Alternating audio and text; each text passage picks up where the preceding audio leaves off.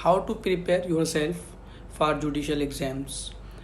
आज के टॉपिक में हम उन स्ट्रेटजीज़ के बारे में बात करेंगे, हम उस वे के बारे में बात करेंगे जिस वे को इख्तियार करके आप सिविल जज या के जुडिशल मैजिस्ट्रेट के एग्ज़ाम की तैयारी कर सकते हैं। तो अस्सलाम वालेकुम गाइस, आई होप कि आप सब बिल्कुल ठीक होंगे। तो एक्चुअली पाकिस्तान में अगर देखा जाए तो हर प्रोविंस में जुडिशल एग्ज़ाम थोड़ा डिफरेंट है। पंजाब में वहाँ पे पंजाब पब्लिक सर्विस कमीशन जो है वो जुडिशल एग्ज़ाम लेती है, जिसमें स्क्रीनिंग टेस्ट होता है और उसके बाद जो है मुख्तलिफ पेपर्स होते हैं, देन फाइनली इंटरव्यू। तो आज की वीडियो में हम सिंध के जुडिशल एग्ज़ाम के बारे में बात करेंगे।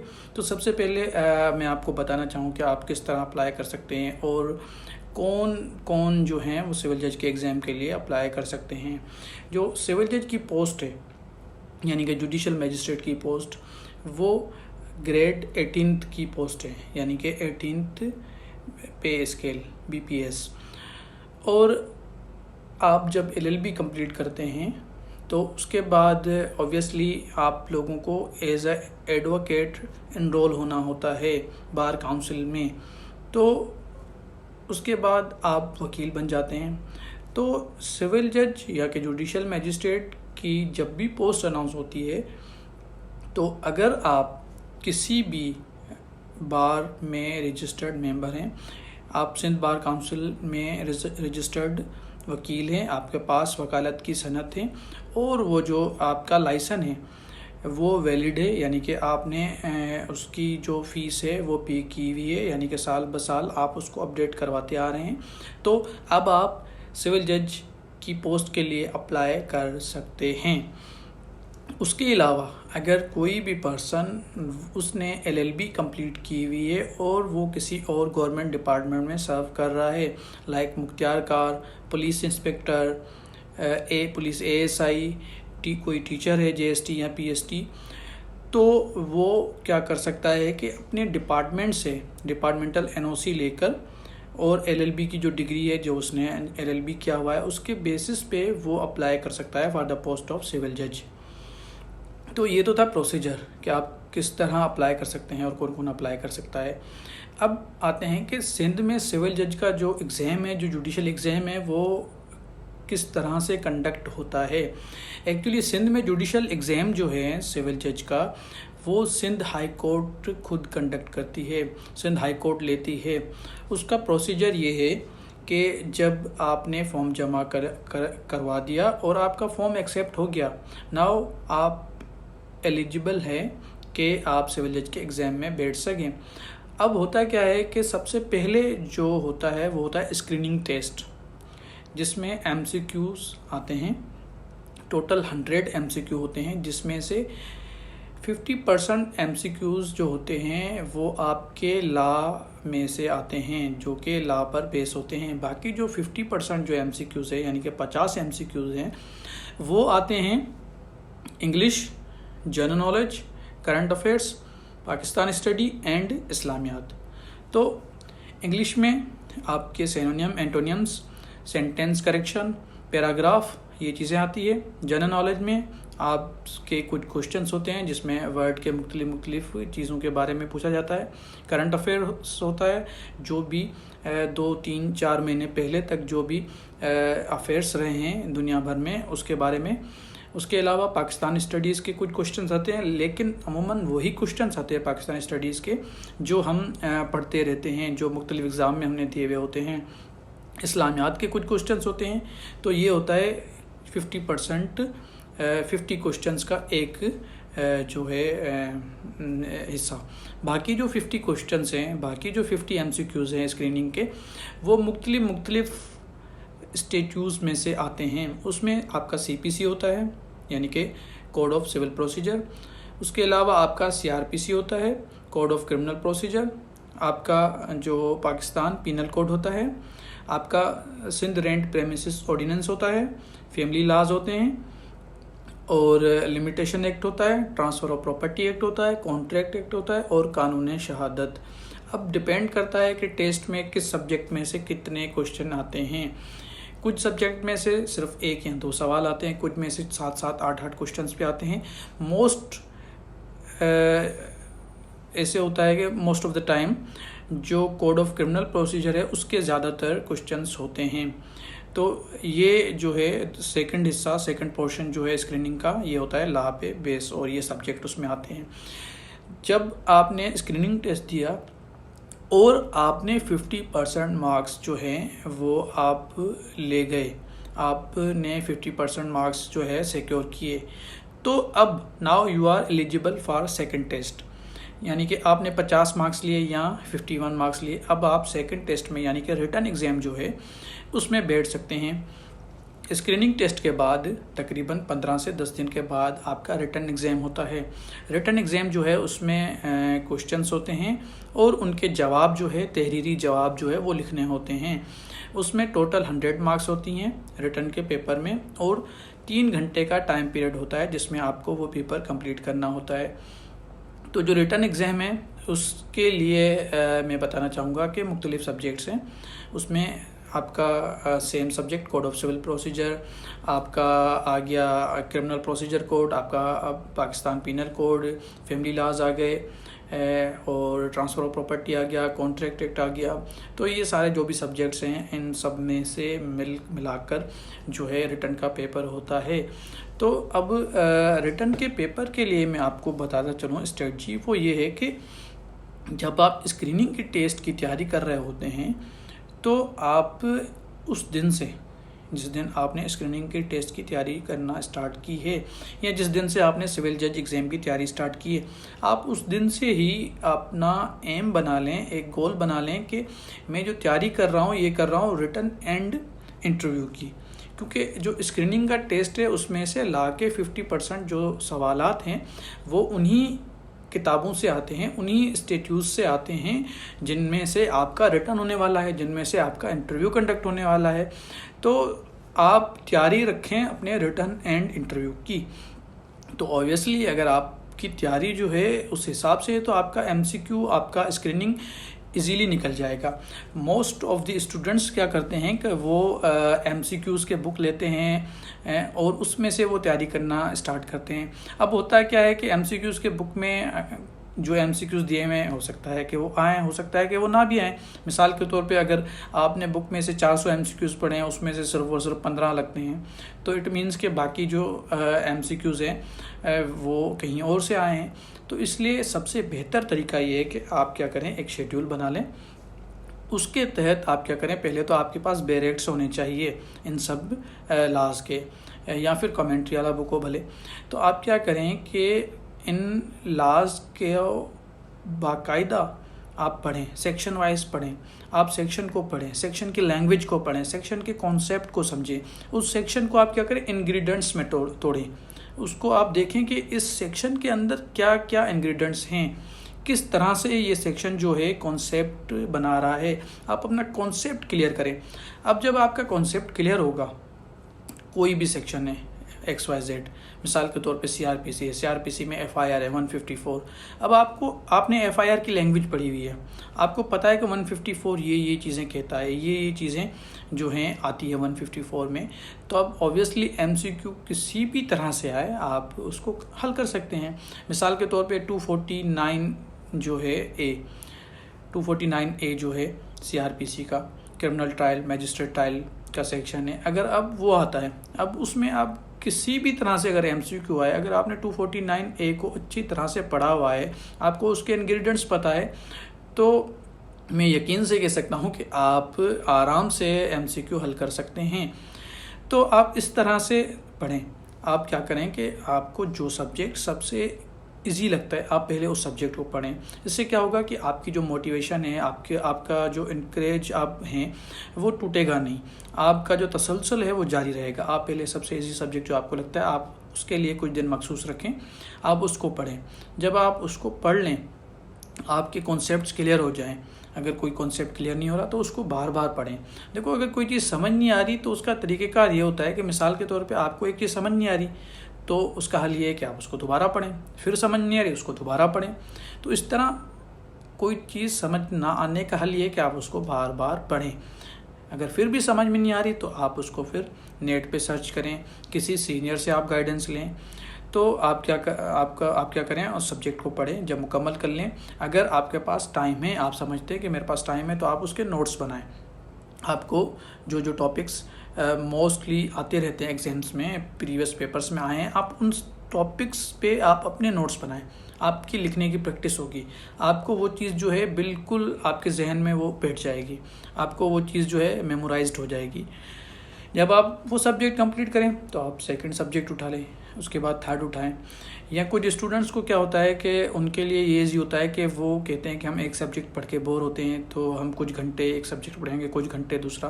तो ये भी एक बेहतर तरीका है, लेकिन जो पढ़ने का तरीका है वो सेम होना चाहिए। जो मैंने आपको बताया कि सेक्शन को आप क्या करें, पढ़ें, उसको इंग्रेडिएंट्स में तोड़ें, उसकी लैंग्वेज पे आप गौर करें और देखें कि ये सेक्शन क्या कह रहा है, क्या कॉन्सेप्ट है। जब आप उसको अपनी लैंग्वेज में समझ लेंगे तो आपके लिए इतना इजी हो जाएगा रिटर्न देना भी और एमसीक्यू हल करना भी। तो इस तरह से आप क्या करें, मिसाल के तौर पे आप 2 सब्जेक्ट या 3 लेते हैं, एक साथ पढ़ना चाह रहे हैं, तो आप क्या करें कि किसी एक सब्जेक्ट के एक जो है आप अपना शेड्यूल बना लें कि इतने सेक्शन में पढ़ूंगा आज।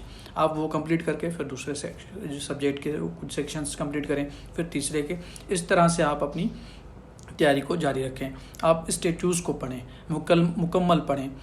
अब आते हैं कि अगर आपने स्क्रीनिंग क्वालिफाई कर ली, अब रिटर्न है, रिटर्न के लिए सिर्फ 10 या 15 दिन है, तो अब आपने अच्छे से स्टेट्यूज़ को पढ़ा हुआ है।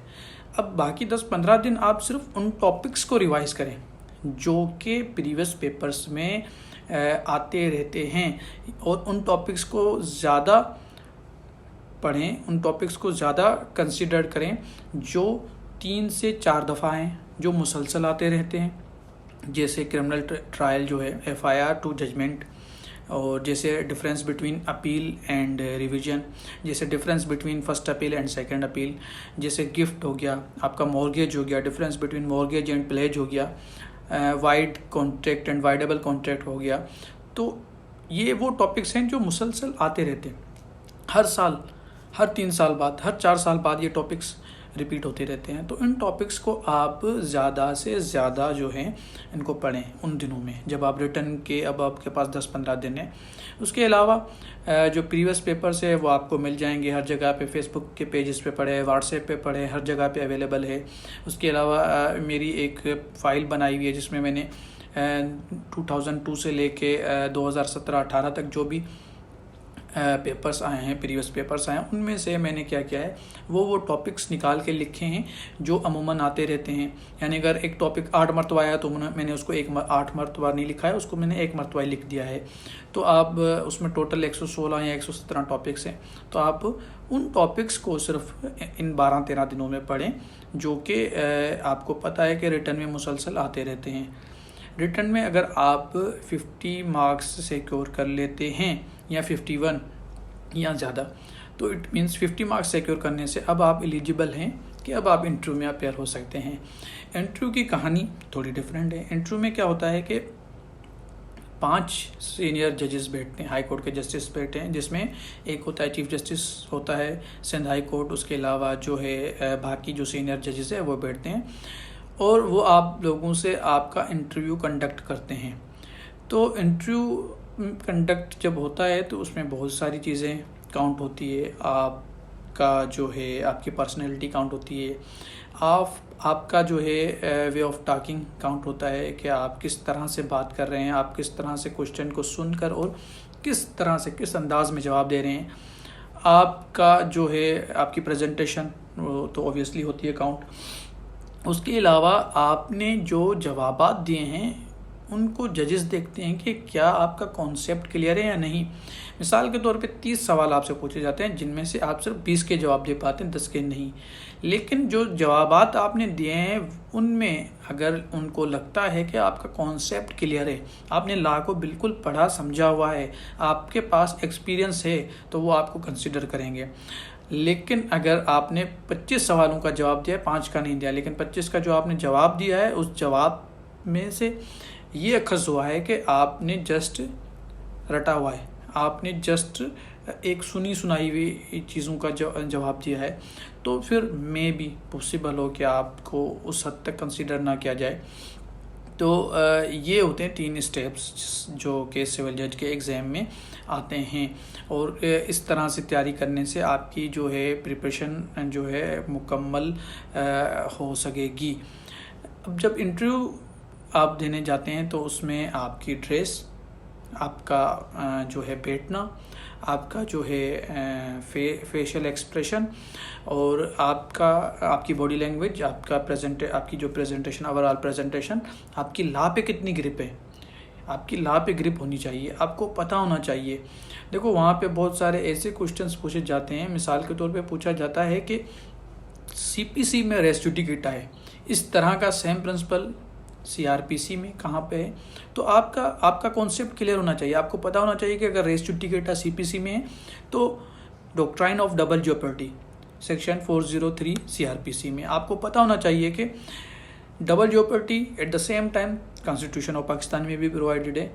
तो इस तरह से सवाल पूछे जाते हैं। वहाँ पे सवाल पूछा जाता है कि खुला एंड डिसोल्यूशन ऑफ मैरिज में क्या फ़र्क है।